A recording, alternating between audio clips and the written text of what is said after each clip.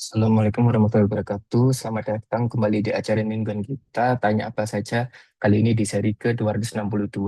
Terima kasih banyak atas kehadiran dan atas antusiasme para peserta dalam mengikuti kegiatan TAS setiap minggu.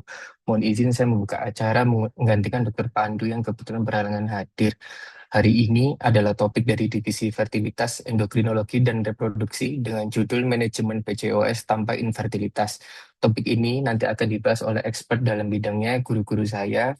Mungkin yang pertama nanti menyusul adalah Dekan Fakultas Kedokteran Universitas Nahdlatul Ulama Surabaya, Profesor Dr. Budi Santoso, SPOG Subspesialis Ver. Lalu juga ada guru saya, Dr. Muhammad Yohanes Ardianto Widyanugraha, SPOG Subspesialis Ver. Lalu ada Dr. Arif Tunjung Seto, SPOG Subspesialis Ver, dan juga Dr. Satria Odi Utama, SPOG MKet Clean. Semoga nantinya bisa menjadi manfaat dalam praktik sehari-hari. Tidak perlu lama-lama, selanjutnya dengan pembukaan oleh Kepala Departemen Pendidikan Ginekologi FKUNnya Dr. Brahmana Iskandar. Kepada Dr. Brahmana kami persilakan.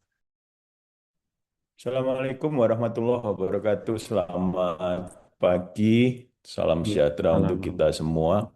Pertama, alhamdulillahirobbilalamin. Pada Allah Subhanahu Wa Taala kita diberikan kesempatan dan kesehatan untuk ketemu dalam acara TAS ya. Ini sudah seri ke 1000 berapa, Dokter Seto? Belum ya?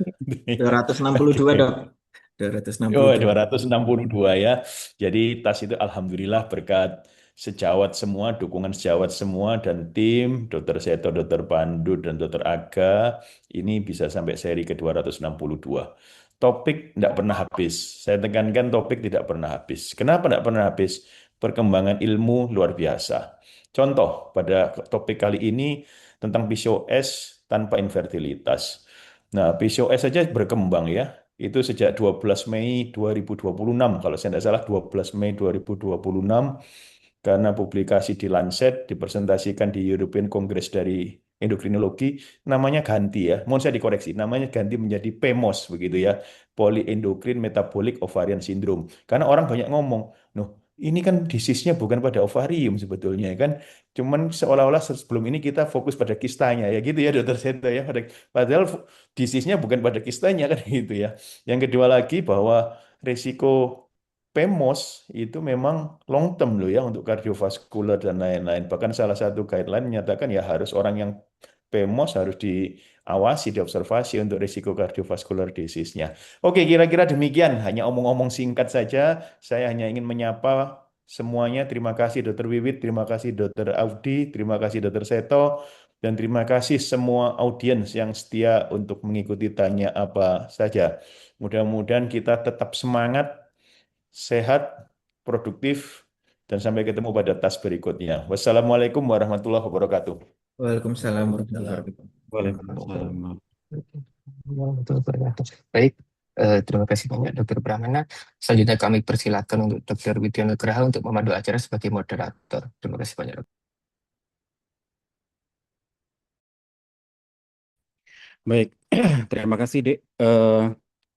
Mohon izin sementara menggantikan Prof. Budi karena ada tugas yang belum bisa ditinggalkan sebagai moderator. Jadi hari ini kita mengikuti kegiatan TAS, ya seperti tadi disampaikan oleh Dr. Brahmana, kegiatan yang rutin dan topik tidak pernah habis di sini. Luar biasa yang perkembangan ilmu itu.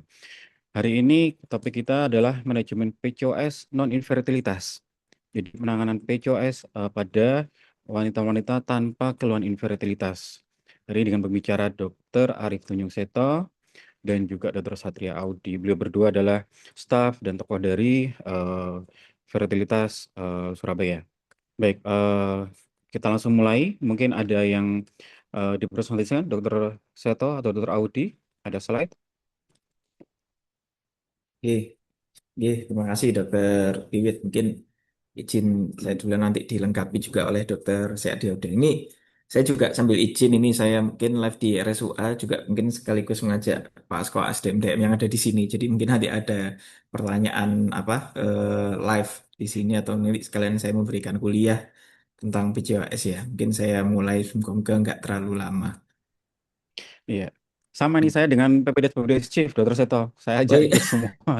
Bagi aduh. leadingnya fair. Saya ajak untuk ikut Ini, tes kalian. ini baik siap Pak Turun.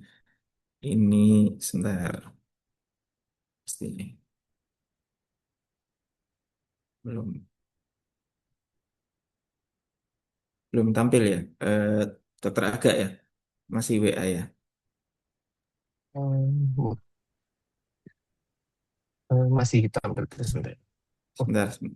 coba.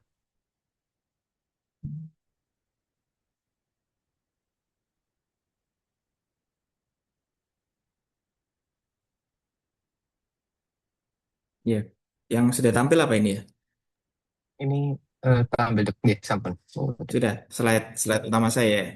Nggih, gitu. Ya, nggih, baik, terima kasih. Mungkin saya izin dilihat slide-nya saja sambil berdiri karena saya mungkin sekalian mengajar sama Pak SDM ini ya. Oke, baik. Mungkin sekilas saja bahwasanya kita tahu yang tadi sudah diperkenalkan juga oleh Dr. Wiwi, Dr. Brahmana. Jadi yang kita bahas tentang PCOS dan sekaligus mungkin kalau sekarang kan namanya sudah ganti ya, ganti ganti PMOS atau Polyendokrin Metabolic Overload Syndrome. Jadi sebetulnya hal yang demikian ini sudah lama sebetulnya. Jadi sudah dibahas itu bahkan sejak konsensus-konsensus yang zaman dulu. Jadi dari NIH itu tahun 90, kemudian dari Rotterdam yang tahun 2003, bahkan yang AEPCOS, jadi society yang khusus, bahkan namanya itu sudah Androgen Access Society itu 2006 itu sebenarnya dari awal sudah menyadari bahwasanya PCOS ini fokusnya bukan PCO-nya, jadi bukan pada posisi ovariumnya, tapi memang pada kondisi hiperandrogen dan kardiometaboliknya. Jadi, nah ini kalau dilihat dari konsensusnya ini kita tahu kan kita dibagi karena berdasarkan Rotterdam kriteria itu ada fenotip A, B, C, dan D. Dan kita tahu ini itu spektrum A, B, C itu semakin parah A, semakin lemah D. Jadi dan bukti bahwasanya kenapa posisi hiperandrogen ini kuat karena hiperandrogen itu masuk kriteria tiga fenotip terkuat. Jadi A, B, C itu yang terkuat itu masuk. Sedangkan yang D yang paling lemah itu hiperandrogennya hilang, nggak ada. Karena kan ya pasti digantian dua dari tiga. Jadi ini bukti bahwasanya sebetulnya dari awal fokusnya itu adalah ya kondisi hiperandrogennya. Nah, ya ini sekilas saja kita sudah tahu bahwasanya dari per 12 Mei itu semuanya ganti. Kenapa? Dia karena dari awal istilah polisistik ini sudah salah kaprah atau sudah salah terminologi karena dari awal sebetulnya nggak ada itu namanya kista pada ovarium tapi itu sebenarnya hanya justru folikel yang arrest yang nggak bisa berjalan ya tentunya karena ketidakseimbangan dari apa hormon di mana hormon androgen atau hormon LH itu lebih tinggi karena mungkin ada gangguan macam-macam secara teoritis kalau guru kita semuanya Prof. Samsul mengajarkan kita itu mulai dari awal ada gangguan abnormalitas pulsatilitas dari gonadotropin sehingga LH-nya lebih dominan. Kemudian juga ada gangguan yang kita bahas kali ini lebih banyak konsekuensinya di perifer yaitu ada eh, respon ovarium yang berlebihan atau juga adanya kardiometabolik dan juga resistensi insulin. Jadi sebetulnya sekali lagi ya ini nanti akhirnya sekarang dinamakanlah polindokrin karena memang sejak dari awal terminologi PCOS itu istilahnya kalau orang luar negeri itu potentially harmful. Kenapa dikatakan harmful? Karena sebetulnya dia itu menghilangkan semua kemungkinan atau pembahasan tentang patologi. Jadi bahkan terminologinya sendiri itu nggak ada ditampak di di di apa di secara klinis itu kistanya sendiri itu nggak ada dan bahkan itu tadi menghilangkan gangguan-gangguan yang justru lebih serius, endokrin, metabolik, reproduktif termasuk psikologis dan lain-lain. Jadi dia hanya menggambarkan fokus pada satu organ aja sehingga akhirnya gagal untuk menggambarkan gangguan multisistem dari penyakit tersebut. Sehingga dengan adanya endokrin metabolic ovary syndrome atau PMS ini akhirnya memfasilitasi kesemuanya. Jadi peran androgen tetap jadi utama, biasanya oleh karena gangguan pulsatilitas dari gen RH dan resistensi insulin tentunya akhirnya juga jadi salah satu nyawa karena kita tahu terjadi di 85% dari seluruh pesertanya atau istilahnya eh, apa penyakitnya dan juga bahkan 75% terhadap kasus yang lean PCOS. Jadi bahkan orang kurus saja resisten insulin pada penderita PCOS ini. Jadi itulah kenapa sangat utama dikatakan. Dan ini tapi terminologi ini pelan-pelan mungkin kalau di buku semuanya, di semuanya masih PCOS istilahnya. Jadi selama 3 tahun perlahan konsensus dunia ini nanti moga-moga 3 tahun lagi full orang tidak nyebut lagi PCOS tapi sudah PMS. Termasuk juga pasien. Pasien selalu datang, dok saya didiagnosis PCOS. Nanti moga-moga maksimal 3 tahun lagi pasien datang, dok saya didiagnosis PMOS. Jadi sudah tahu istilahnya. Jadi sekali lagi ya ini intinya adalah memang pada dasarnya nggak ada kistanya. Jadi tapi itu hanyalah folikel yang ares yang oleh karena ya gangguan pusat aktivitas. Jadi, nah terus bagaimana manajemennya? Nah ini yang kita topik kita tekankan pada kali ini. Jadi bahwasanya kita selalu fokus, oh ini gangguan ginekologi, oh ini gangguan infertilitas. Jadi bahwasanya selalu pikirnya adalah gimana caranya siklus haidnya. Termasuk saya mungkin belum sampai setahun yang lalu masih fokusnya, oh ya sudah, pokoknya kalau tidak eh, ingin hamil non fertilitas ya kita tinggal regulasi haidnya oleh karena orang ini hanya butuh haidnya teratur. Enggak, ternyata enggak butuh itu. Tidak hanya itu dan tidak hanya juga masalah infertilitas, tapi juga masalah hanya karena kita sudah kadung fokus ke siklus haidnya, kita kadung fokus ke kistanya, ke folikelnya yang nggak bisa membesar, akhirnya kita jadi kacamata kuda, jadi nggak kepikiran ke sana. Jadi bahwasanya akhirnya mengancam nyawa pasien tersebut karena banyak faktor-faktor yang lain yang tentunya kita tahu. Jadi kalau gangguannya dari awal itu udah mulai dari saat remaja. Jadi mulai dari nanti adolescent PCOS bahkan sampai menopausal hyperandrogenemia itu efeknya itu masih ada. Jadi kalau pada remaja ya mungkin gangguan seperti awal, mungkin kalau haid dia mungkin belum mengalami bisa jadi atau mungkin sudah awal tapi karena masih imaturitas HP aksis mungkin masih wajar untuk tidak teratur. Tapi kemudian ada gangguan jerawat bahkan sampai gangguan psikologis itu juga bisa jadi terganggu. Jadi sedangkan kalau kehidupan kualitas hidup ya tentunya dia depresi karena mukanya berminyak terus, rambutnya rontok dan jerawat yang berlebihan. Sampai risiko jangka panjang yang menjadi fokus lebih utama yaitu kardiometabolik. Jadi PMOS ini adalah dikatakan adalah suatu sindroma atau suatu penyakit kardiometabolik. Jadi istilahnya itu yang lebih tepat dan bersifat seumur hidup. Jadi yang kebetulan fokusnya adalah pada ovarium. Jadi mungkin dulu ceritanya ada 7 tuh orang, mohon maaf ini kalau karena ini yang dengan penyakit dalam ya. Jadi bisa jadi sebenarnya sejak penyakit dalam juga bisa mengklaim terutama endokrinologi. Sebetulnya itu penyakit dalam karena itu adalah penyakit metabolik. Hanya pada target organnya adalah organ kandungan yaitu pada ovarium. Jadi gitu. Jadi ya sebetulnya nggak ada salahnya kan kita selalu saling overlap, saling melengkapi. Jadi sekali lagi inti dari masalahnya itulah dua ini yaitu bagaimana terjadi resistensi insulin yang akhirnya nanti menjadi hiperinsulinemia yang dalam kondisi kadar insulin tinggi di darah itu nanti salah satu target organnya pada liver akhirnya menyebabkan peningkatan atau penekanan produksi dari SHBG. Kalau SHBG-nya menurun, sex binding globulin menurun, protein bindingnya menurun, otomatis akhirnya hormon yang diikat harusnya yang dibinding yaitu salah satunya adalah androgen jadi meningkat. Jadi terjadilah hiperandrogenemia. Sehingga intinya adalah interaksi neuroendrogen dan metabolik ini yang jadi mesin utama dan dari fokus kita untuk nanti tata laksana mereka yang tanpa atau ada kebutuhan untuk hamil. Jadi ya dua ini tadi, jadi bahwasanya gangguan metabolik dan juga jangan lupa ujung-ujungnya adalah kardiovaskular risk atau kardiovaskular event yang sebetulnya juga ternyata juga tinggi. Jadi dua hal ini menjadilah selalu lingkaran setan karena nanti tentunya kita tahu awalnya terjadi resistensi insulin, terus kemudian tadi ke liver, kemudian jadi produksi hiperandrogen. Hiperandrogen sendiri nanti juga akan menyebabkan gangguan pada aterosklerosis dan yang lain-lain. Jadi tidak selesai-selesai. Nah ini mungkin salah satu yang sebetulnya sempat kami teliti sendiri waktu pendidikan. Intinya bahwa ternyata terbukti pada mereka yang dengan hiperandrogen itu mempunyai risiko terutama signifikan peningkatan tekanan darah sistolik terutama. Jadi dan ini kami waktu itu fokus pada eh, populasi yang lean PCO. Jadi waktu itu kami ingin membuktikan bahwasanya oh iya kalau orang gemuk pada PCO yang obes oh wajar mungkin karena efek dari obesitasnya sehingga dia hipertensi. Tapi enggak. Ini pada populasi yang kurus sekalipun dengan BMI normal sekalipun, tapi kalau dia kena PCOS maka bahkan dia punya risiko untuk meningkat terutama tekanan darah sistoliknya.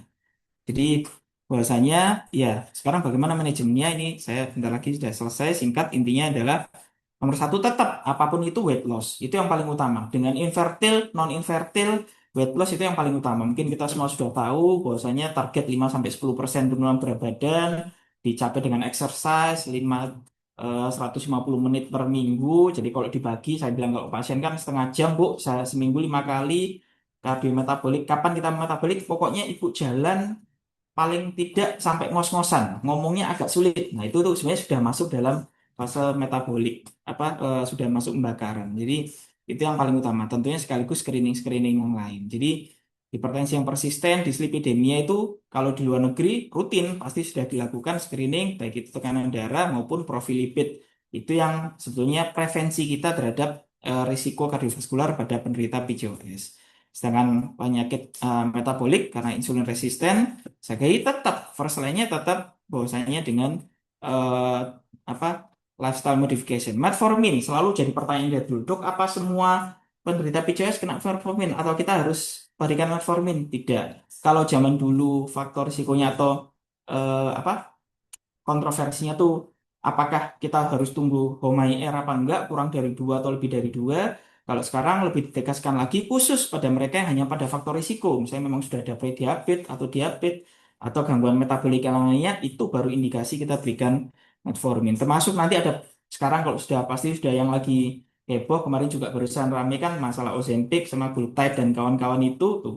Ini DM-nya langsung pada ngangguk. Mungkin yang berat badannya mau turun sudah nyolong-nyolong beli-beli Ozempic mungkin gitu ya kalau saya langsung aja sebutkan mereknya tapi ternyata bermasalah. Jadi sekali lagi itu hanya kalau disebutkan di ISRI Guideline 2023 yang paling baru itu sekali lagi itu hanya penyerta dengan tetap diet and lifestyle modification.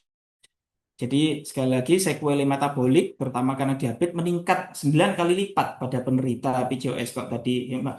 Hipertensi systolic pressure-nya kalau ini diabetesnya bahkan 9 kali lipat. Jadi tetap penurunan berat badan dan ada juga yang kemarin dengan agonis reseptor GLP-1 tapi yaitu sekali lagi hanya sebagai penyerta saja.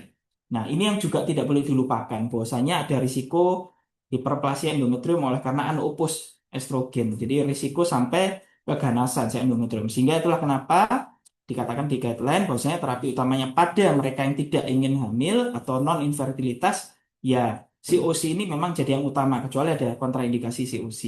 Sekaligus fungsinya mengatur siklus haid, sekaligus fungsinya juga menekan hiperandrogen, sekaligus pula melindungi endometrium dari proliferasi atau hiperproliferatif berlebihan. Karena kita tahu pada penderita atau pada pengguna PCOS, maaf, pada pengguna OC ya tentunya nanti lapisan endometrium bisa dikontrol atau ditekan. Dan yang terakhir tadi yang saya katakan pada adolesen manifestasi yaitu pada mereka mulai dari sekedar berjerawat, rambutnya berminyak, rambutnya rontok sampai juga gangguan psikologis. Jadi ini penting tetap dari awal weight management adalah yang nomor 1. Jadi sebagai penutup PMOS atau PCOS yang zaman dulu yang tanpa infertilitas ini sebetulnya tantangannya ya tentunya kita sudah tidak fokus lagi pada menderita pasien hamil, tapi bagaimana pengendalian risiko metaboliknya sekaligus pencegahan hiperplasia endometrium untuk mengurangi risiko keganasan serta penyakit kardiovaskular di masa yang akan datang. Oke, mungkin sekian Dr. Iwit, nanti dilanjutkan dilengkapi oleh Dr. Audi. Matur nuwun. Baik, terima kasih Dr. Seto. Dr. Audi ada tambahan? Ayo, sudah 20 menit. Mungkin kalau ada Iya. 2 slide atau 3 slide gitu ya. Oke, mungkin saya ada 3 slide aja, dokter. Oke.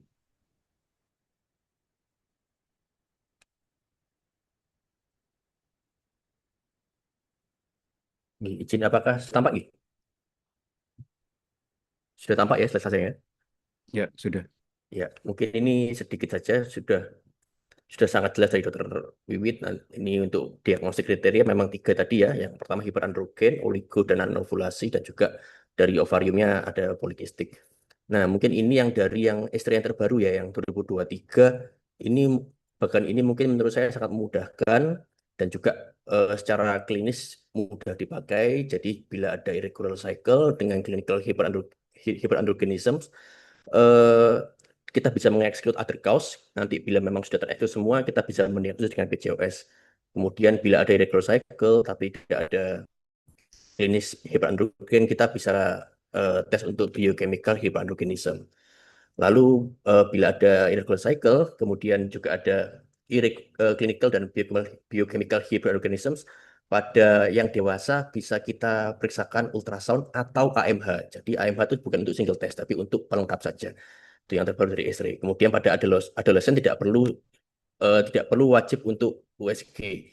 Kita bisa reassess berikutnya dan kita nyatakan dengan at risk of PCOS. Jadi beresiko untuk PCOS dan bisa di-reassess untuk berikutnya. Nah, ini yang terbaru juga nih yang saya dapatkan dari Viveri saat kemarin ada pertemuan.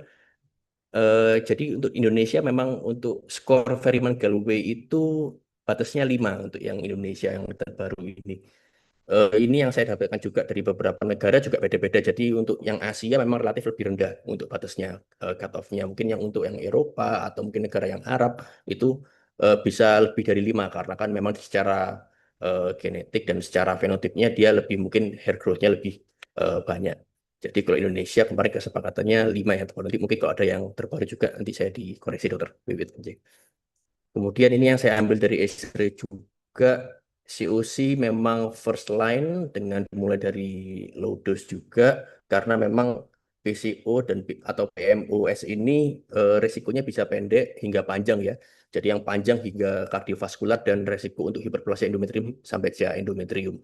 Jadi jangan lupa juga bahwa PCO ini individualis juga, tergantung keluhan juga. Jangan lupa untuk jangka panjangnya ada resiko untuk yang tadi itu ya, untuk yang kardiovaskular jangka panjang. Jadi kita harus benar-benar treatnya sesuai keluhan. Bila ada akne atau ada hirsutisme, kita bisa treat sesuai dengan keluhan pasiennya.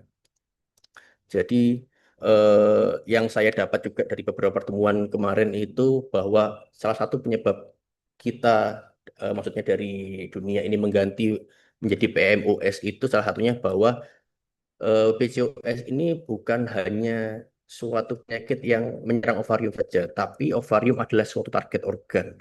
Karena sejatinya PMOS atau PCOS ini menyerang endokrin, metabolik, dan reproduksi. Jadi itulah mengapa dunia akhirnya sepakat untuk mengganti menjadi polyendokrin metabolic ovarium syndrome. Mungkin itu Dr. Wiwit dari saya tambahannya. Baik, terima kasih. Kita masuk ke ini ya, sesi tanya jawab. Sudah ada pertanyaan yang masuk belum ya? Baik, belum ada ya. Monggo silakan. Mungkin ada yang mau bertanya dari para audiens. Ada 74 partisipan.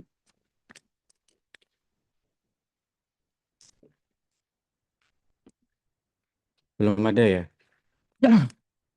Mungkin kita mulai dulu diskusinya. Dr. Seto, Dr. Audi. Sekarang ini kan sudah berubah istilahnya jadi PEMOS mulai bulan Mei kemarin ya. Kira-kira apa sih bedanya ya PEMOS itu selain tadi yang disampaikan latar belakangnya, kenapa sih kok berubah dari PCOS menjadi PEMOS? Apakah hanya karena itu atau ada yang lain? Mungkin dari sisi diagnostik, sisi terapi, manajemen. Nah, apakah ada perbedaannya? Mungkin itu dulu, monggo silakan. Dr. Audi atau Dr. Seto dulu. Oh, Dokter Audi, monggo. Jadi, mungkin Dr. izin. Jadi untuk PMOS ini lebih ke arah bahwa ovarium itu adalah suatu target organ dari penyakit ini. Jadi penyakit ini sejatinya bersifat eh, menyerang endokrin, metabolik, dan juga reproduksi. Sehingga itu berkaitan dengan nanti tata laksananya kita harus mentreat secara individu juga untuk endokrin, metabolik, reproduktifnya dan juga untuk resiko jangka panjangnya. Jadi tidak hanya bila tidak infertilitas nanti kita hanya regulasi haid dengan COC saja. Nanti kita hanya terpaku pada itu saja, tapi kita tidak melihat itu jangka panjangnya, maka akan nanti bisa menjadi hal yang kurang baik di masa depannya. Mungkin itu salah satu yang penyebab utama terjadi perubahan nama menjadi PMOS. Mungkin dilengkapi juga saya tahu gitu. Ya, Dokter Audi matur nuwun. Jadi ya sama tadi yang sebaik. Jadi sebenarnya itu nggak ada yang berubah terhadap fundamentalnya, tapi mungkin ini menggerakkan orang untuk sadar bahwasanya ini sekali lagi kalau yang disebutkan di jurnal-jurnal itu adalah per definisi ini adalah suatu penyakit kardiometabolic. That's it. Jadi utamanya adalah itu. Memang akhirnya infertilitas ini kemudian termasuk ya salah satunya gangguan ovulasi ini ya pastinya gejala, gejala. Jadi tanda. Jadi bukan jadi fokus nantinya akhirnya kita seolah-olah seperti kayak orang sakit batuk pilek, demam, cuma dikasih paracetamol ya nanti kalau infeksinya belum teratasi ya masih demam lagi sama. Jadi ini kita supaya tidak segera fokus untuk mengembalikan sekedar haidnya saja, fenotipnya yang ada di luar, tapi sebetulnya yang lebih baik lagi adalah memperbaiki inside-nya, yaitu ya gangguan metaboliknya, gangguan kardiovaskularnya, sekaligus ya pencegahan terhadap potensi risiko termasuk juga keganasan. Jadi menurut saya aims atau tujuan dari perubahan terminologi di dunia itu. Jadi untuk meningkatkan awareness dari seluruh klinisi bahwasanya ini adalah penyakit kardiometabolik yang hati-hati. Nggak hanya sekedar mereka yang infertil saja, tapi juga risikonya penyakit jantungnya jadi meningkat. Mungkin demikian.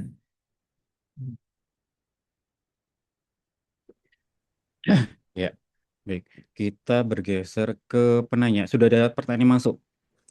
Yang pertama dari Dr. Indi. Baik, dengan istilah baru PEMOS, apakah masih berlaku oral kontrasepsi sebagai first line terapi? Mengingat OC mungkin tidak direkomendasikan oleh internis atau kardiologis. Monggo, silakan. Siapa yang menjawab? Ya, monggo Dokter Audi. Monggo. Saya tambahin. Baik, siap dok.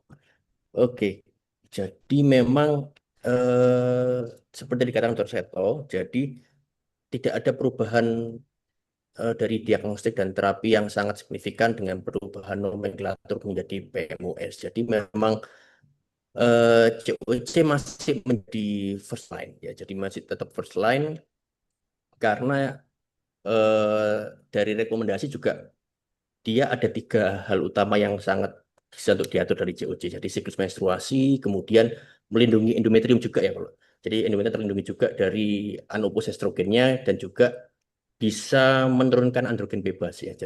Jadi mungkin itu yang masih membuat COC menjadi first line. Oke, dari saya itu Dr. Wiwit. Oke, mungkin izin saya tambahin Ya, ada sedikit. tambahan Dr. Seto? Izin. Jadi bahwasanya ya itu tadi betul bahwasanya dari guideline-guideline yang terbaru termasuk tadi yang terakhir juga dari ESRI 2023 itu bahwasanya pada mereka yang tanpa infertilitas ya sama seperti tema yang kita pada hari ini adalah OC ini menjadi salah satu atau ya bahkan memang masih utama ya itu tadi untuk meregulasi haid dan yang lainnya.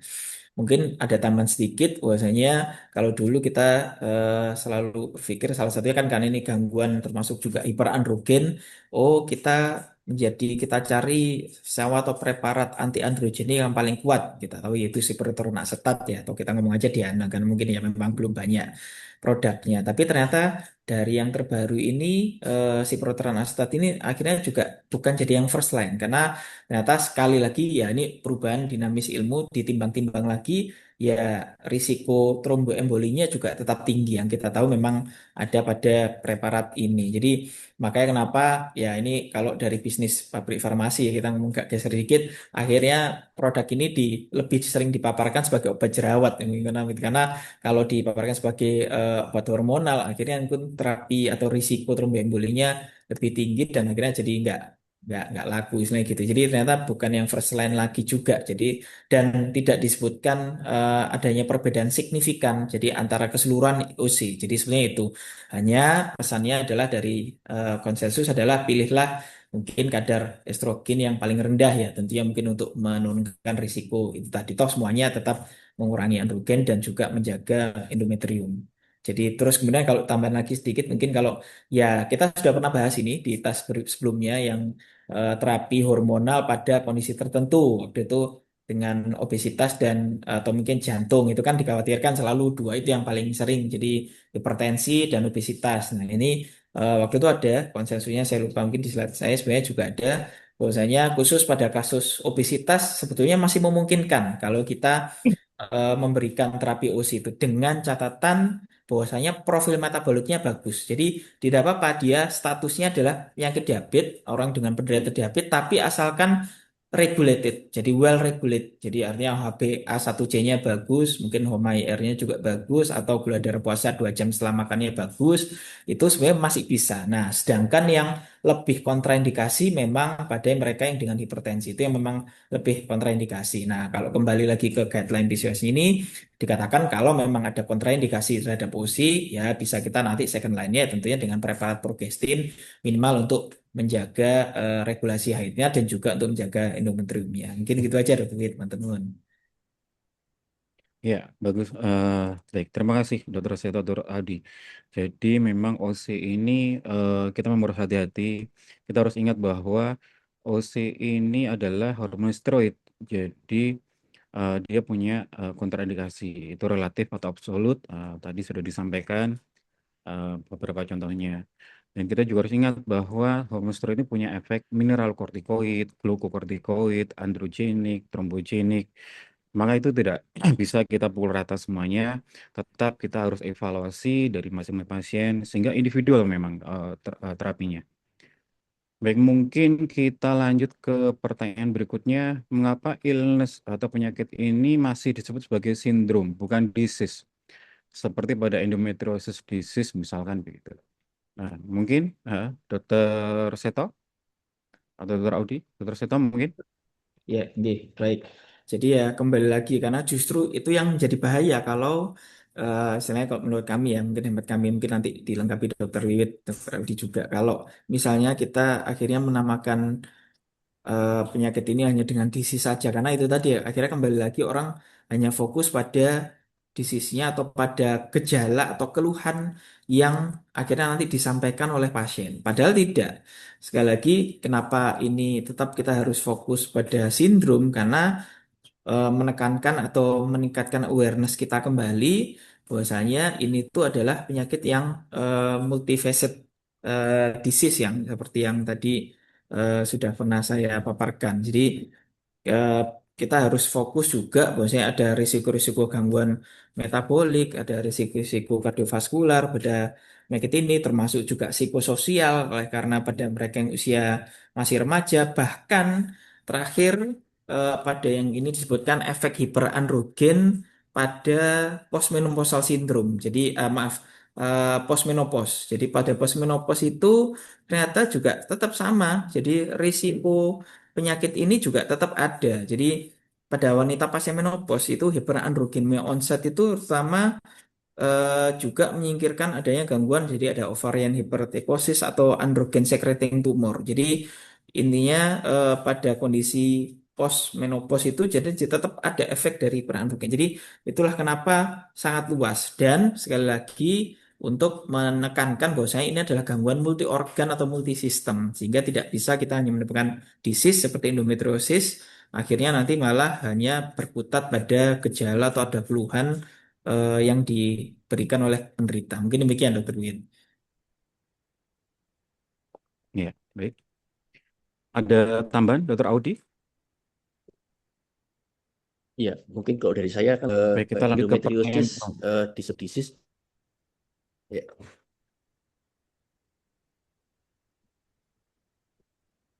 Baik, ada tambahan? Monggo, silakan kalau ada tambahan. iya. Endometriosis masih kita sebut disease, memang disebut disease karena memang memiliki lesi patologis ya, yang jelas yang menjadi hallmark dari penyakit endometriosis tersebut. Kalau kita kembalikan lagi ke PMOS atau PCOS itu memang masih disebut sindrom karena memang itu adalah kumpulan dari apa ya fenotip yang heterogen. Jadi memang nggak ada etiologi tunggal dan juga nggak ada biomarker yang universal. Jadi memang perubahan ke PMOS pun ya masih tidak menghilangkan heterogenitas dari sindrom ini. Jadi memang kita memang masih menyebutnya sindrom bukan disease. Mungkin tidak terlebih dari saya. Baik, terima kasih. Kita lanjut ke pertanyaan berikutnya. Ini dari Dr. Siapa ini? Izzy itu inisial ya? Baik. Ya, Izin PPDS, bertanya, Dokter Win. dokter, tata laksana. Oh, PPDS. Oh, iya.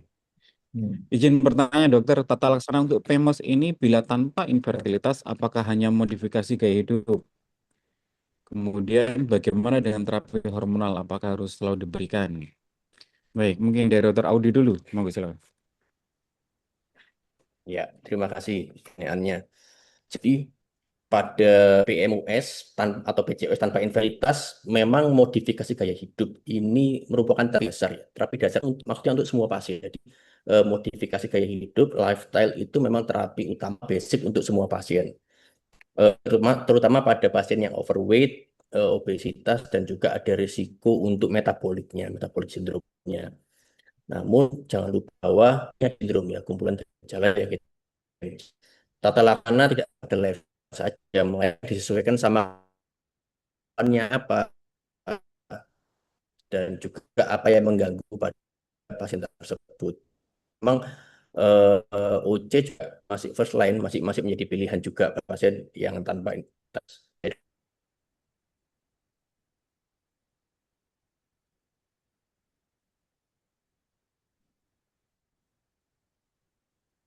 Baik. Dokter Audi putus-putus. Ya, mungkin differ seperti itu. Atau dokter Wiwit juga differ. Mesti terkenal sinyalnya agak hancur-hancuran, Bang, Dok. Iya. Baik, kita geser ke Dokter Seto. Monggo silakan Dokter Seto Iya, untuk ya, melengkapi. mungkin nanti nambahin sedikit. Jadi memang apakah modifikasi gaya hidup itu adalah hanya itu? Ya tentu tidak. Tapi tetap itu sebagai cornerstone atau istilahnya adalah fondasi utamanya. Karena sekali lagi yang justru apapun itu mau infertil mau non infertil itu tetap nomor satu. Karena yang kita tahu dengan penurunan berat badan 5-10% itu bisa mengembalikan siklus haid seseorang. Jadi pada 100 wanita atau 100 orang yang siklusnya kacau itu bahkan sampai 50% siklus haidnya kembali bahkan tanpa intervensi medis. Itu sudah ada penelitiannya yang dari dulu. Makanya itu kenapa penting dan bahkan dijadikan first line terapi, karena hanya dengan bisa menurunkan berat badan itu saja, misalnya salah satu contohnya, maka yang awalnya anovulasi jadi ovulasi kembali. Jadi itu kenapa yang utama. Tapi tentunya juga ada intervensi farmakologi tambahan. Jadi ya tadi metformin yang sekali lagi sekarang juga harus lebih ketat. Ada istilahnya predileksi atau prediabetes dan yang lainnya. Statin itu kalau memang profil lipidnya kurang baik, dan yang tadi saya sampaikan yang sedang hype kemarin agonis reseptor GLP-1 itu seperti semaglutide itu memang, tapi sekali lagi itu hanya penyerta atau penunjang tetap penurunan berat badan. Dan apa terapi hormon selalu diberikan? Ya, sekali lagi tadi pola kombinasi itu adalah tetap sebagai pilihan utama untuk, tapi untuk manajemen gejalanya. Jadi nggak wajib. Jadi bahwasanya terutama lebih kuat lagi indikasinya kalau pada mereka yang dengan anovulasi kronis. Karena anovulasi kronis itu dia tentunya satu lagi indikasi tambahan kita adalah untuk melindungi endometrium dari kondisi hiperplasia akibat dari anabolic estrogen. Jadi itu terapi atau istilahnya indikasi yang lebih kuat lagi kita memberikan COC. Jadi kenapa nggak selalu diberikan ya? Oleh karena biasanya memerlukan intervensi medis ya, misalnya dari masalah medis atau estetik yang berlebihan ya, tadi yang kita berikan dengan siprotenastat itu, tapi itu juga penting. Bahkan pada wanita pasca menopause ini ya seringkali terapi medikamentosa ini ya nggak diperlukan, karena ya intinya hanya pada gejala gangguan haidnya saja. Jadi apalagi terutama ya otomatis rata-rata usianya lebih lanjut sehingga seringkali kontraindikasi terhadap estrogen itu pasti lebih banyak oleh karena hipertensinya atau karena obesitasnya. Ya, mungkin gitu. Baik, oke. Jadi rasanya cukup lengkap. Kita lanjut ke pertanyaan berikutnya. Izin bertanya dok, saat di lapangan pada pasien PMOS adolesen, ini agak susah untuk KI penggunaan COC jangka panjang. Apakah ada tip dan trik lain dalam pemberian? Dan apa yang perlu dievaluasi jangka panjang pada pasien adolesen? Monggo, silakan. Dokter Audi dulu, mungkin nanti dilengkapi Dokter Ya, Seto. ya.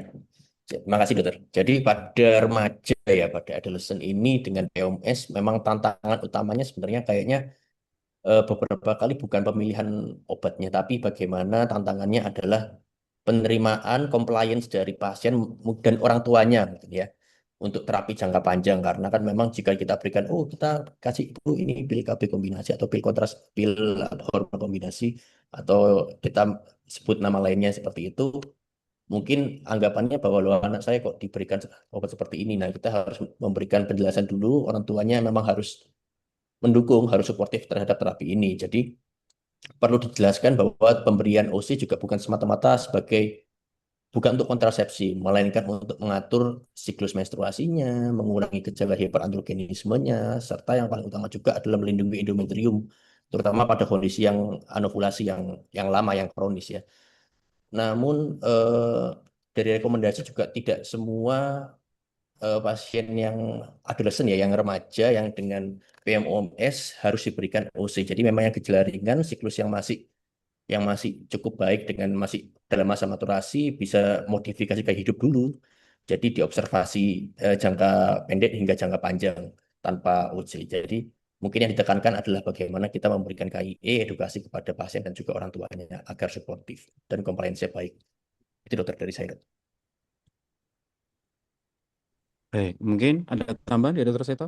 Oke, Mas Nun, dokter nambah sedikit. Jadi saya setuju sekali tadi dokter Audi tadi ya. Jadi itu kan kita sudah harus betul-betul dari awal tuh KIE-nya nomor satu yang penting. Jadi luar biasa. Jadi sebenarnya posisi KIE, posisi gaya hidup yang non intervensi medis pada tata laksana PCOS ini sangat besar. Jadi sehingga porsi sejawat semuanya, termasuk SPG umum, termasuk dokter umum, semuanya juga sangat besar perannya terhadap tata laksana PCOS ini, terutama yang non infertilitas ya. Jadi ya pada remaja tadi itu bahwasanya hati-hati kalau sudah dikasih pil hormon atau istilahnya pil KB, stigma obat KB ini harus hati-hati. Jadi tips triknya istilahnya nomor satu adalah ya kita harus reframing istilahnya atau istilah si us ini bahwasanya kita mau menyeimbangkan hormonnya atau terapi medis untuk mengatur siklusnya. Jadi bukan sebagai kontrasepsi. Saya jelaskan ya Bu ya di awal kayak gitu. Kadang bahkan kalau misalnya saat datang seringkali sendiri ya karena udah usia remaja menginjak dewasa, saya minta orang tuanya udah datang.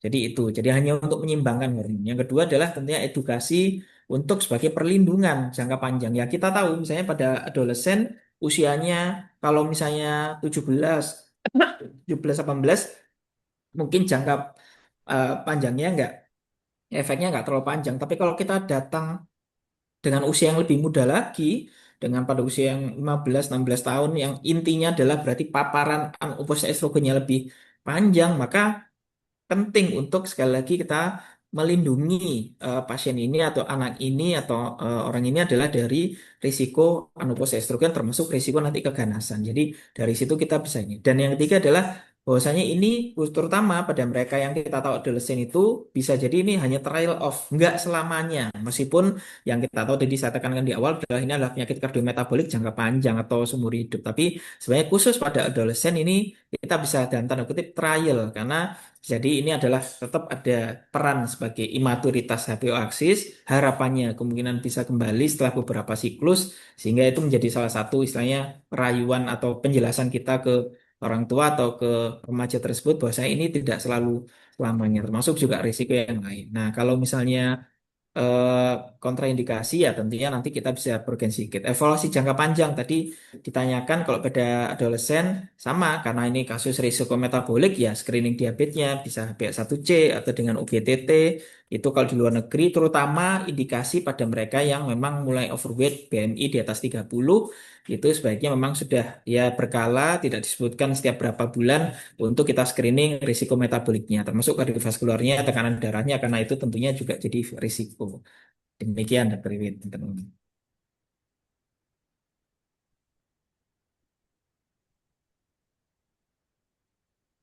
Baik, sangat jelas tadi dijelaskan oleh Dokter Seto dan Dokter Audi.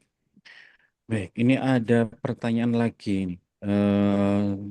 Sedikit berbeda dengan topik, tapi mungkin ini pertanyaan oleh banyak orang tuh. Selamat pagi, kenapa PCOS ada yang infertil, ada yang bisa hamil? Nah, mungkin ini banyak yang menanyakan ini ya. Monggo, mungkin ada yang mau menjawab dulu, Dokter Audi, Dokter Seto dulu. Ya, jadi dok.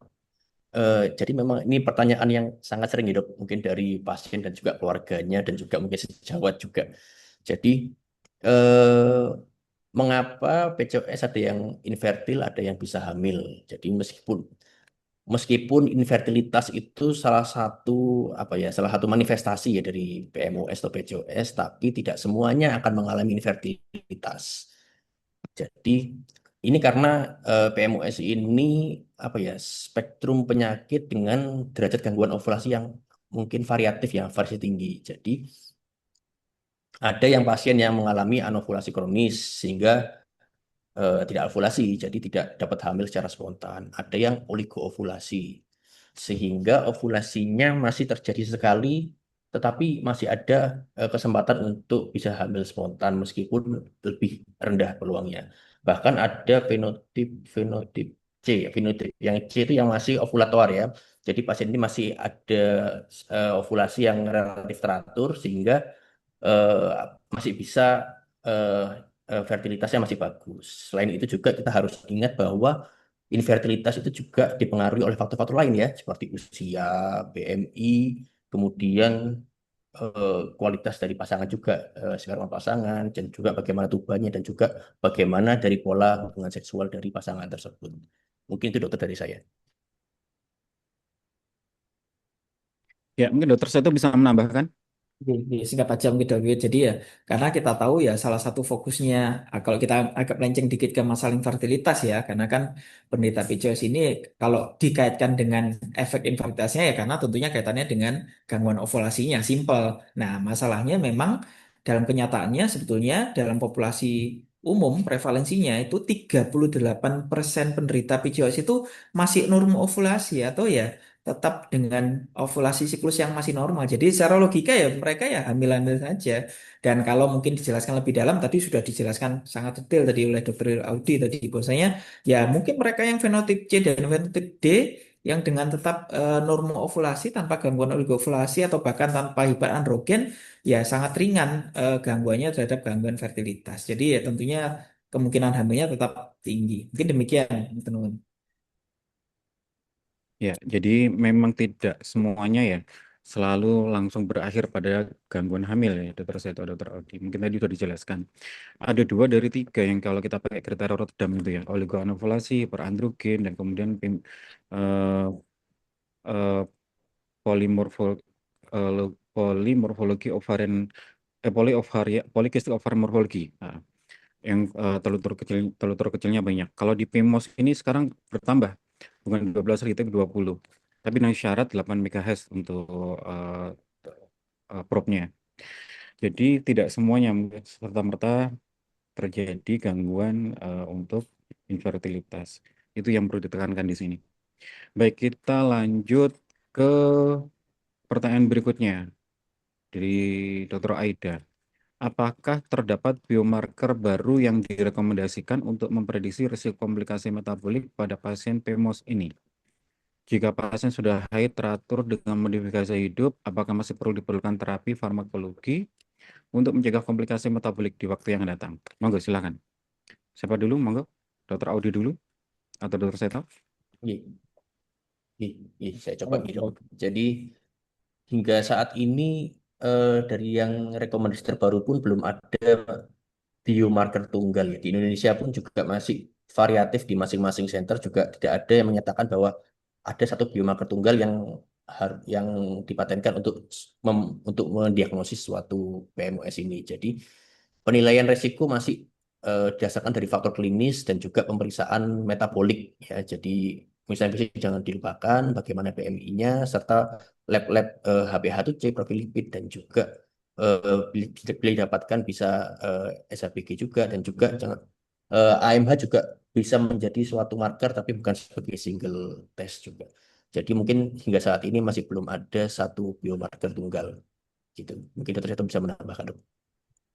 Oke, teman Dokter Audi, mungkin izin nambahkan sedikit. Jadi ini memang menarik. Jadi terutama biomarker, khususnya tentang AMH. Jadi sebetulnya beberapa tahun yang lalu itu sempat sudah wacana. Jadi konsensus terutama diwacanakan waktu itu di Singapura juga salah satunya. Jadi eh, bahwasanya AMH ini jadi salah satu marker yang diusulkan. Jadi masuk dalam tambahan dari kriteria Rotterdam. Jadi karena kita tahu memang AMH yang tinggi ya dan selama ini memang kita gunakan terutama pada penderita-penderita adolesen yang kita tidak bisa melakukan transvaginal sonografi. Jadi akhirnya AMH-nya menjadi pengganti dikatakan lebih dari 4 atau 5 atau bahkan ada yang ngomong lekat 8 itu akhirnya menjadi mengarah pada JOS dan bahkan itu tadi sebenarnya sudah dipropos untuk menjadi salah satu kriteria diagnosis dari PJOS selain Rotterdam kriteria itu. Cuman akhirnya ternyata yang sekarang jadi malah ya itu tadi sudah digabungkan menjadi satu menjadi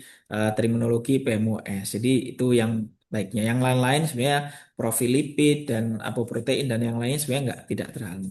Nah, kemudian pada yang terapi farmakologis, jika misalnya haidnya kok apakah sudah turun, apa masih perlu? Ya tentunya sebenarnya masih diperlukan, mungkin diperlukan, apalagi bila risiko metaboliknya tetap ada.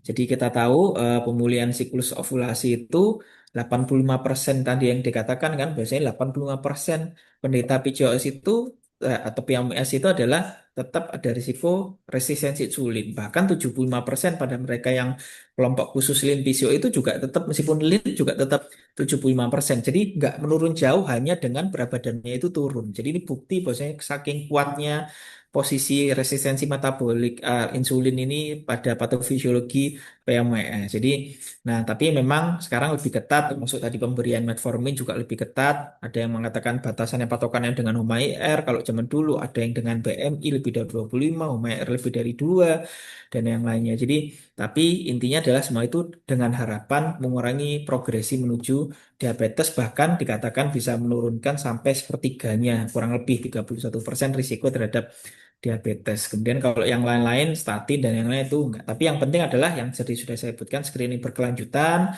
terutama profil lipid atau kardiovaskular pada mereka yang dengan BMI lebih dari 30 itu kalau di luar negeri itu sudah dilakukan. Tapi kalau di kita mungkin memang belum jadi perhatian utama. Sekali lagi dengan adanya perubahan PMS ini menggerakkan kita untuk lebih concern lagi bahwasanya kalau kita menghadapi kasus atau penderita PCOS itu jangan hanya memikirkan mungkin pasien dengan datang keluhan haidnya nggak teratur atau tidak haid atau infertilitas, tapi kita juga harus memikirkan potensi risiko kardiometaboliknya. Mungkin demikian dokter.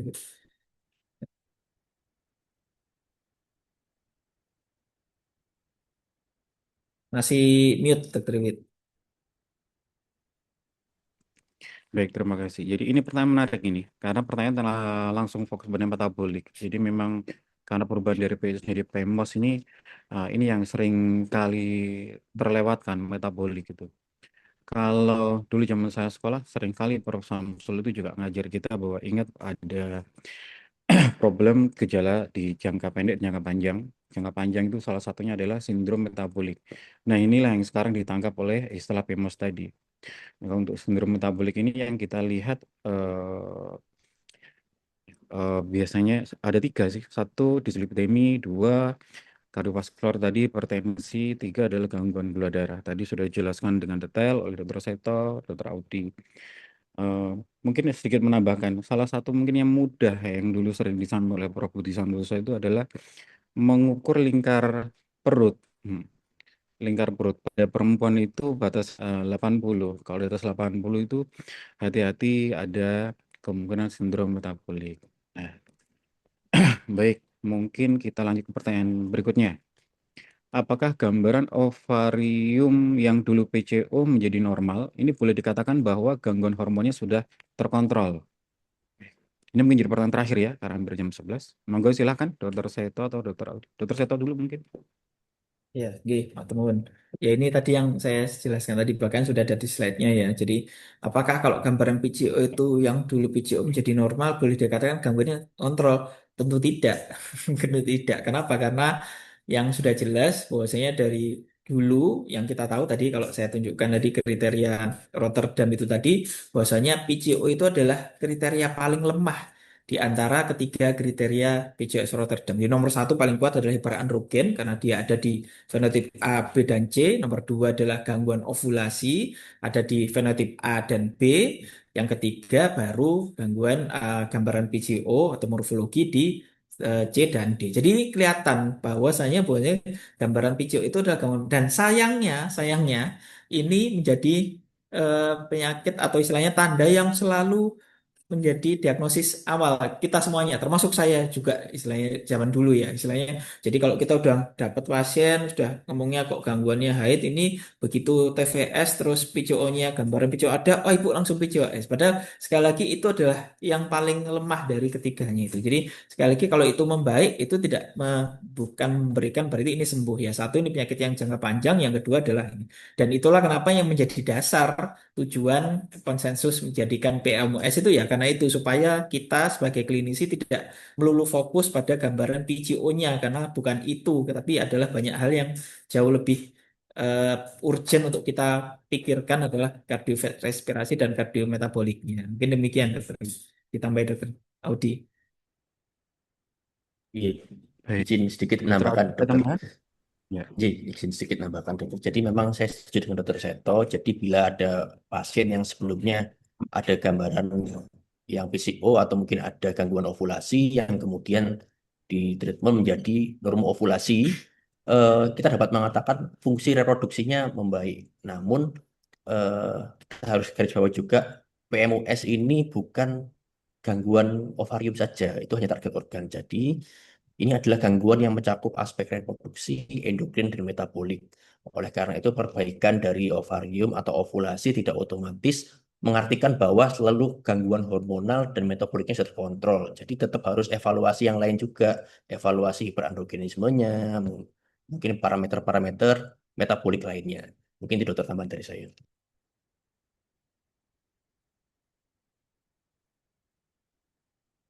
Ya, baik. Saya rasa cukup jelas penjelasan dari Dokter Seto, Dokter Audi. Hari ini cukup banyak pertanyaannya. Masih ada pertanyaan lagi dari panitia? Ada pertanyaan lagi yang belum terjawab? Ya ada. Atau mungkin ini kita kasih kesempatan satu lagi ya untuk DM yang ada di sini ya Dokter Wid. Silakan silakan. Monggo. Satu pertanyaan Monggo dari silakan. Koas. Dokter Muda. Mungkin biar biar bahwasanya kita ini kan sekali kita sini kan bangsanya ya tidak hanya SPOG tapi juga teman-teman dokter umum juga. Monggo silakan Dik. Ya. Ya ya. Dengan PCOS itu pasiennya memiliki kadar LH yang tinggi. Nah, Iya. tapi kenapa gitu? Pada PCOS itu juga pasiennya bisa anovulasi, padahal LH tinggi. Iya. Ini pertanyaan bagus ini basic ini tapi ya betul sesuai dengan yang bertanya ya. Tapi bagus penting. Jadi beliau menanyakan ini dari teman kosin di sini kan pada penderita PCOS ini kan kadar LH-nya kan tinggi ya. Loh, LH itu kan kalau dilihat di siklus ovulasi gitu ya, kalau belajar siklus ovulasi apalagi kalau misalnya kuliah Prof. Samsul itu kan juga diperlukan dalam proses ovulasi atau siklus menstruasi berjalan lah. Kok tinggi tapi kok malah mandek ya siklusnya. Ini gimana? Mungkin Dokter Audi sini. Ya, ya. Jadi ini yang saya tangkap ya jadi dari PMOS itu anovulasi itu terjadi bukan karena LH-nya ya, tapi eh, bukan karena maaf, anovulasi bukan terjadi karena kekurangan LH, tapi karena peningkatan LH yang kronis yang lama akibat peningkatan dari apa ya pulsasi gen RH-nya itu. Jadi LH yang tinggi terus-menerus itu meningkatkan produksi androgen ovarium dan dapat menyebabkan ketidakseimbangan LH-FSH. Sehingga mungkin itu yang menjadikan terjadi suasana situasi follicular arrest ya. Jadi yang folikel dominan nggak terbentuk sehingga meskipun kadarnya tinggi tapi ovulasi tetap tidak terjadi. Mungkin itu dokter yang setahu saya dok. Oke, baik. Mungkin kalau saya coba, oh, kok hilang? Saya coba sedikit menjawab ya. Jadi bahwasanya kenapa kok lo kok LH ini kan tinggi dari awal, tapi apa kan jadi kan modalnya untuk siklus ovulasinya sebetulnya bagus, cuman kok kenapa kok jadi malah berhenti? Jadi bukan berhenti, tapi sekali lagi bahwasanya yang terjadi pada PCOS ini salah satunya, kalau ini etiologi dari sentral, ini nanti kami biar diajar guru kami Dr. Prof. Samsul itu adalah salah satunya adalah karena ya abnormalitas pulsatilitas dari gonadotropin. Jadi yang kita tahu bahwa sebetulnya harusnya harusnya dari awal itu eh, kita ada pola sekresi dari gangguan dari apa gonadotropin ini. Jadi mungkin ini saya tampilkan jadi biar lebih kita belajar bareng. Jadi bahwasanya sebetulnya pada penderita PCOS ini yang kita tahu ini moga-moga bisa tampil ya di layar ya. Jadi apa bahwasanya pada gangguan siklus haid atau istilahnya yang terjadi pada patofisiologinya ini adalah di awal kita tahu eh, pulsatitas gonadotropin ini harus eh, frekuensi dan amplitudenya ini harus sesuai. Jadi amplitudenya berapa, frekuensi berapa. Pada awal siklus dengan frekuensi amplitude tertentu itu maka normalnya FSH jauh lebih dominan daripada LH. Ini yang fisiologinya normalnya. Itulah kenapa folikelnya di awal harus tumbuh dulu. Jadi namanya follicle stimulating hormone lebih dominan daripada LH. Nah, sedangkan pada fase luteal ini baru oleh karena frekuensi dan amplitudo dari gonadotropin pulsatilitasnya itu berubah lebih tinggi amplitudonya dan tapi secara frekuensi lebih jarang, maka bergantianlah yang lebih dominan adalah LH. Nah, yang terjadi pada PCOS ini berbeda. Yang jadi pada PCOS ini yang harusnya abnormalitas, jadi adanya gangguan amplitudo yang terjadi, karakteristik amplitudo yang harusnya muncul pada fase luteal ini maju. Jadi ini maju sehingga akhirnya apa? Akhirnya harusnya dari awal LH-nya sudah dominan sehingga akhirnya terjadilah gangguan abnormalitas pulsatilitas karena dia bergeser.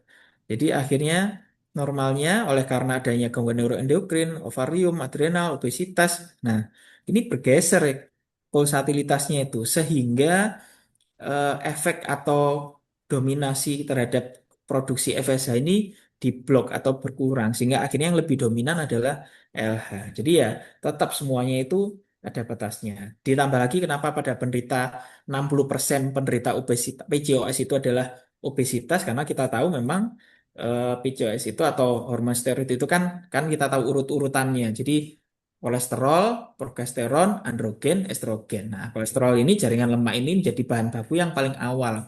Kalau bahan bakunya terlalu banyak, maka kemampuan tubuh untuk konversi terhadap menjadi androgen, jadi estrogen atau hormon aromatase tentunya terbatas sehingga akhirnya fase atau lingkungan di intrafolikuler dan intraovarium itu terlalu androgenik sehingga akhirnya menjadi ares dan akhirnya siklus ovulasinya tidak berjalan. Jadi itu yang sejauh saya. Jadi ya tapi maturnuun ini jadi juga refreshing untuk kita semuanya. Mungkin itu aja maturnuun.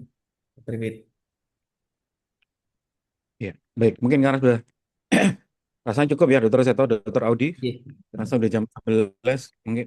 Jadi dok, cukup banyak. Jadi eh, rasanya bisa kita tutup ya, sudah cukup. Dari panitia ada pengumuman atau tambahan? Sampun dokter. Tidak ada. Baik. Sampun dokter. Baik. Mm-mm. Nggih. Saya rasa kita akhiri ya untuk sesi tanya jawab Dokter Seto, Dokter Audi dari panitia. Jadi hari ini kita sudah menyelesaikan tanya apa saja dengan topik manajemen PCOS untuk kasus-kasus non-infertilitas. Hari ini pertanyaan cukup banyak dan sudah dijawab semuanya tadi dengan panelis narasumber dengan cukup jelas. Jadi semoga bermanfaat untuk kita semua, khususnya untuk praktek kita sehari-hari. Baik, akhir kata, akhirnya saya ucapkan selamat siang. Assalamualaikum warahmatullahi wabarakatuh. Sampai ketemu dengan tas minggu depan. Mohon izin, Liv. Maturnuun sangat Dokter Wit, maturnuun Dokter Audi. Silakan Dokter Aga. Terima kasih Dokter Wiwi, Dokter Seto, ya. Baik, terima kasih banyak atas perhatian dan respon meeting semuanya. Mohon maaf Dokter Pandu pernah hadir untuk menutup kegiatan karena acara lain. Terima kasih banyak kepada Dr. Budi Anugraha, Dr. Resto, dan Dr. Audi atas ilmu yang diberikan. Semoga ilmu yang kita dapatkan hari ini menjadi amalan sebagai ilmu yang bermanfaat dan dapat membantu praktik kita sehari-hari dalam menghadapi pasien ke depannya. Saya Aga, mewakili Dr. Resto dan Dr. Pandu, pamit undur diri. Sampai jumpa dalam kegiatan tanya apa saja yang akan datang. Wassalamualaikum warahmatullahi wabarakatuh. Terima kasih banyak Dr. Salam. Audi. Dr. Resto.